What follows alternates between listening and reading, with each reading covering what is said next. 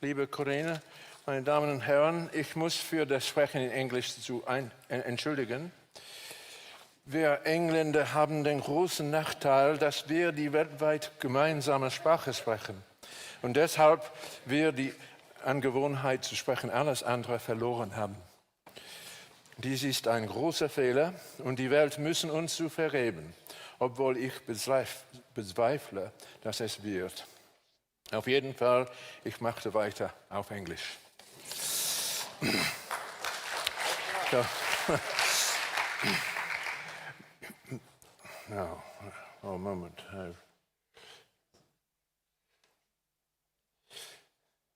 So many people in modern societies feel themselves to be entirely powerless. They contemplate in bewilderment the huge and unpredictable forces that surround them. They feel their small world constantly invaded and rearranged as a result of decisions taken by people whom they do not know and cannot influence. They watch as huge and unimaginable fortunes are suddenly bestowed on people who have done nothing to earn them, while others end a lifetime of honest labor with nothing to show for it apart from a worn-out body and a troubled soul. And of course we're apt to blame the big people, as we see in Google and Facebook. Now it is fair to say that this sense of powerlessness is, in our Western societies, an illusion. People have as much power as they need in order to pursue their lives according to their wishes. The law grants to all people the right to go about their business undisturbed, to own property, to engage in free transactions, to love whom they will, and to produce children of their own. The freedoms that we enjoy are sufficient, properly used, to lead a fulfilled life according to plans of our own. If it doesn't feel like that, it is because we fail to see that control over our own private lives is all the power that we need. We fail to see that the greatest achievement of politics and the result that guarantees all the other forms of power that are needed to pursue it is the sovereignty of the individual. How we use that sovereignty is up to us. Some will squander it, some will hoard it, some will use it wisely in order to express their will and to pursue their own fulfillment. We feel powerless when we contrast this great gift of sovereignty with something else that has little or nothing to do with it, the ability to purchase privileges, to accumulate resources, and to proceed through life as though never obliged to court the consent of others to what one is and does. But that feeling of powerlessness is an illusion born of resentment. The truly free person does not feel it, since resentment has been banished from his mind. The truly free person is the one who feels pleasure in the good fortune of others, and who does not envy them because he does not want what they have. So in a world where the sovereignty of the individual is guaranteed, even the wealthy and the privileged owe their power, directly or indirectly, to the consent of others. They too must live by agreement and not by force, and even if it is easier for them to purchase that agreement, consent matters as much to them as it does to the rest of us. This fact lies, it seems to me, at the very foundation of Western democracy. Because we each enjoy sovereignty over our own lives, we can give or withhold our consent in all the normal transactions of our daily lives. How to confer and maintain that sovereignty is or ought to be the major question of political philosophy in our time. That's the last of my, oh, hang on, it's all gone. The last of my little things there. It is to this goal that the discussion of human rights must be directed. How do we define those rights, and how do we protect them? And of course there are vast disagreements here, disagreements within Europe itself, and of course between Europe and the rest of the world. Discussion of this issue always turns me back to the great essay by Václav Havel entitled The Power of the Powerless. Written in the wake of Charter 77, the document that confronted the Communist Party of Czechoslovakia with the fact of its own illegitimacy. Now, people do not now show much understanding of what communism meant to the people of East and Central Europe. And in particular, they do not see that it was not a straightforward tyranny kept in by force. It was a self-perpetuating system that survived by creating its own kind of equilibrium among those who were subjected to it.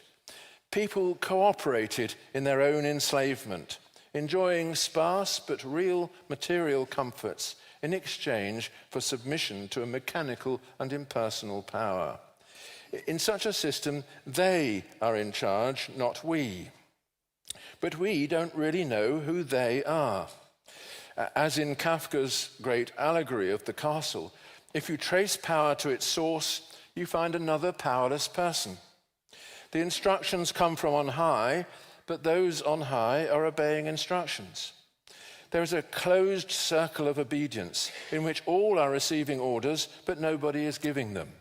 At least so it seems.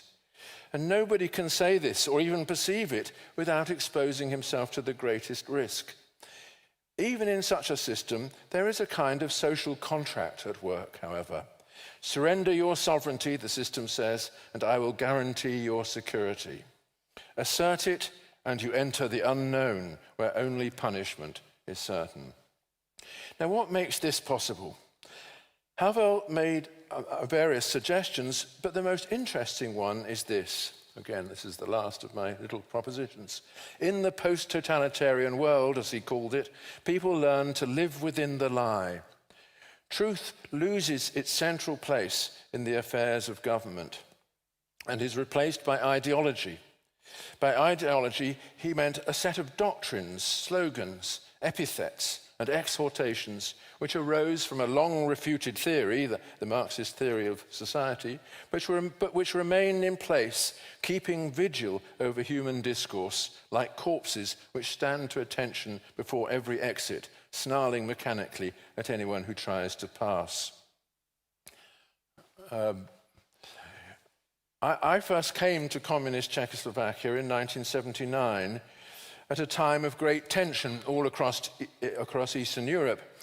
I didn't understand very much about how people lived under communism, but the feeling of communism came to me immediately, like a slap in the face. And I'm sure there are other people in this room who've had that experience.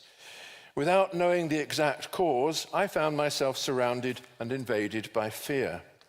I saw faces that did not smile except sarcastically, that did not look at you except suspiciously, that did not speak except in whispers. And in everything I felt the touch of a mysterious aggression. It was as though the whole country were under threat from a secret enemy, and no one knew whence the first blow would come. It was this experience that helped me to see exactly what Havel meant when he referred to the powerless, since I had suddenly become one. One of the most striking manifestations of the power by which I found myself surrounded was the proliferation on every building and in every public space of the ideological slogans. Unlike the Czechs and Slovaks, who were used to these great signs, which declared the commitment to the socialist future, the fight for peace, fraternal relations with the Soviet people, the big no to capitalist oppression, and so on, I could not take my eyes away from these barefaced lies, not least because they corresponded to the lies taught to students in our own Marxist university departments. As Havel memorably wrote, the customers of the greengrocer, who places the sign bearing the words, "Workers of the world unite," in his window, notice only that today there are carrots but no tomatoes. Like the greengrocer, they treat the official words as irrelevant, ritual formulae which are repeated because required, like the Amen at the end of a prayer, and which have no significance in themselves. Perhaps the most important thing that I learned on my subsequent visits was that ideology is not thought, but its opposite, the thing that makes thinking impossible by blocking up the channels through which truth can enter the mind. As Havel put the point, I'm going to give you a long quotation here. The post-totalitarian system touches people at every step, but it does so with its ideological gloves on. This is why the life in the system is so thoroughly permeated with hypocrisy and lies. Government by bureaucracy is called popular government. The working class is enslaved in the name of the working class. The complete degradation of the individual is presented as his ultimate liberation. Depriving people of information is called making it available. The use of power to manipulate is called the public control of power. And the arbitrary abuse of power is called observing the legal code. The repression of culture is called its development. The expansion of imperial influence is presented as support for the oppressed. The lack of free expression becomes the highest form of freedom. Farcical elections become the highest form of democracy. Banning independent thought becomes the most scientific of worldviews. Military occupation becomes fraternal assistance. Because the regime is captive to its own lies, it must falsify everything. It falsifies the past, it falsifies the present, and it falsifies the future. It falsifies statistics. It pretends not to possess an omnipotent and unprincipled police apparatus. It pretends to respect human rights. It pretends to persecute no one. It pretends to fear nothing. It pretends to pretend nothing. Well, that's all summarized in that last little sentence. I had traveled in order to address a private seminar in Prague, and as a result, I fell in with a group of young people who, for a variety of reasons, have been excluded from the educational system and who were hungry for the information that I had brought to them from afar. I quickly came to see that they were not, in any real sense, dissidents. They were not people who had shaped their lives as opponents of the system or followers of some rival ideology. Like Havel, I learned to put the word dissident in inverted commas. And so I think I haven't got to... Have I got there? Yes. No, yes, sorry. I'm back here. Sorry, my fault. Like Havel, I learned to put the word dissident in inverted commas. For the people I met were simply those who had retreated to another place beneath the city, a strange and quiet catacomb where they tried to live in truth. Living in truth brought fatigue and privations, and never has its atmosphere been so effectively caught as by Havel himself in his play Lago Desolato, written in 1984, and first appearing in Samizdat after my visits came to an end following my arrest and expulsion. Havel had seen, with characteristic insight, that where the ruling power has no authority, the search for authority, even if it is only a charismatic and personal authority, brings power of another kind, power that is effective in ways that the authorities, as they ironically called themselves, could not hope to enjoy. This was the power to move people's hearts and souls and to join with them in what the philosopher Patočka called the solidarity of the shattered. It was a power that came from placing truth where it belongs, at the center of your life, and at the beginning and end of your discourse. Havel captured the idea in memorable words, another quotation from him. The crust presented by the life of lies is made of strange stuff. As long as it seals off hermetically the entire society, it appears to be made of stone. But the moment someone breaks through in one place, when one person cries out, "The emperor is naked," when a single person breaks the rules of the game, thus exposing it as a game, everything suddenly appears in another light, and the whole crust seems then to be made of a tissue on the point of tearing and disintegrating uncontrollably. So Havel had burst through that crust and been immediately seized and punished for doing so. A great effort had been made to repair the crust so that the illusion could be restored that it was made of stone. But beneath the crust, in a system of catacombs dug out over years, young people were experimenting with the thing that the system denied, which was sovereignty.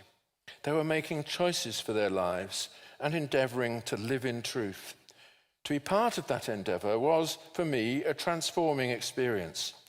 Over the years, working together with Western colleagues, I joined the underground university in Prague and Brno, which was not so much a university as a network of sympathy in which art, music, philosophy, history, and literature were wrapped together in classes designed to teach the habit of distinguishing the true from the false. I was not optimistic that it would lead to anything at all. Unlike Havel, I was convinced that the crust above my head was made of stone. But it was a moving and instructive experience to find myself among people for whom the most important question to be asked of anything you said was whether it was true, and if so, what followed. I came to understand then the extent to which the ideological disease had penetrated Western universities also, and the extent to which living in truth is a challenge in every place where career and comfort conflict with it. Well, you might say, all that may be interesting enough, but it belongs to the past, to a bleak period of European history from which we have moved on. It is no longer relevant to our problems today. However, that is not the conclusion that I draw, and I will conclude this talk by saying why. In placing truth at the center of their lives, my friends and students of those days were also affirming their sovereignty against the system. Although the sphere of their choice was narrow and the light in the catacombs pale and vacillating, they had recognized the deep connection between truth and freedom. To live in truth means to take responsibility for what you think and say. You become answerable for your words, your beliefs, your vision of the world. And this is the very opposite of the life required by ideology. Everywhere you confront the question posed by others and by the life around you, whether what you think or say is true. The question is hard. You don't answer it by avoiding it, and if you answer it sincerely, you must also live by what you say. But if you are responsible for your beliefs, how much more are you responsible for your actions, for your feelings, for your posture towards others and the world? This was what was taught by the life in truth, namely responsibility, or verantwortung, as you know it here. You are not free just because you can do what you want to satisfy your appetites. The post-totalitarian system was constructed by organizing people's appetites so that they could easily obey them. They did what they wanted, but they did it without consulting others, without evaluating their own actions, without taking responsibility for their shared Lebenswelt. True sovereignty, true freedom, true responsibility are all one and the same. A posture towards the world that it is natural for us to acquire, but which can also be easily destroyed by fear and manipulation. The people whom I knew in the catacombs were keeping alive the habits that make it possible to take responsibility for the way things are. It is, in my view, no accident that the first two prime ministers of the Czech and Slovak lands were graduates of our underground university, or that so many subsequently prominent figures were educated there. For all the troubles and uncertainties that followed the collapse of the Berlin Wall, it has been understood that the new society depends upon the consent of its members, that you can build consent only through the sovereignty of the individual, and that sovereignty means responsibility. And here I would venture to draw a contrast with the so-called Arab Spring. In the days of Gaddafi in Libya, people were powerless as they were under communism in Eastern Europe, but they were also oppressed. They were not asked to cooperate in their enslavement, they were simply given no choice in the matter.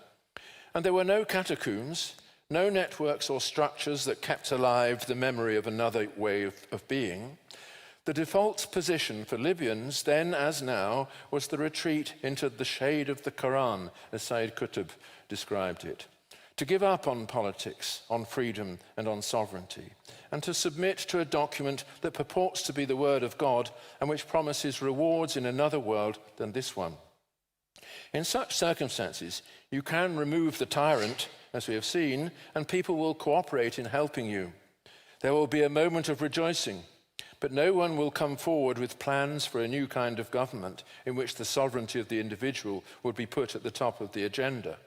The only person to come forward is the next tyrant, or the gang of ardent young men who are looking for him and seeking to install him. Of course, there are many other factors at work in the chaos of the Middle East than the lack of the underground networks of powerless people. Nevertheless, in the circumstances that prevailed in that region prior to the Arab Spring, the powerless did not exercise their power. There was not, as there was in East and Central Europe, the memory of another kind of power than the one under which people suffered. The only idea for a better future was to replace the powerful, not to advance the powerless. The kind of power of which Havel wrote is precisely not exercised through coercion, dominion, or violence. It is the power that resides in truth itself, in the ability to stand before the other in open dialogue and to recognize that he has the right to disagree. What is it about our history and our social institutions that makes it so easy for us to see that there is power of that kind and that the powerless too can enjoy it? Let me venture a suggestion. We Europeans are products of a religion and a political tradition that have put the sovereign individual at the heart of the moral order. We accept the need for government, but only if it is limited government, which leaves the sphere of individual choice intact. We see the role of government in the religious life as that of guaranteeing religious freedom rather than imposing religious conformity. And while we accept the right of governments to tax us and to regulate our economic life, we are jealous of our free agreements and resist the attempts by governments to undo or control them. All this comes from a long tradition of taking responsibility for our lives, of confessing to our faults and trying to rectify them, of accepting that the truth is more important than the fictions that make it easy to be governed. And the great question in my mind is whether that long tradition is coming to an end. Many people warn us now against the increasing level of censorship in our societies, against the intrusive presence of the managerial state in all our decisions, against the ways in which associations are controlled and opinions anathematized in the name of emerging secular orthodoxies. And if these warnings are in any way justified, perhaps we need again to take a lesson from Havel and recognize that the powerless too have power in the face of them. Maybe the time has come once again to dig those catacombs and to build in them the shrines to our civilization that will keep the memory of it alive. Thank you.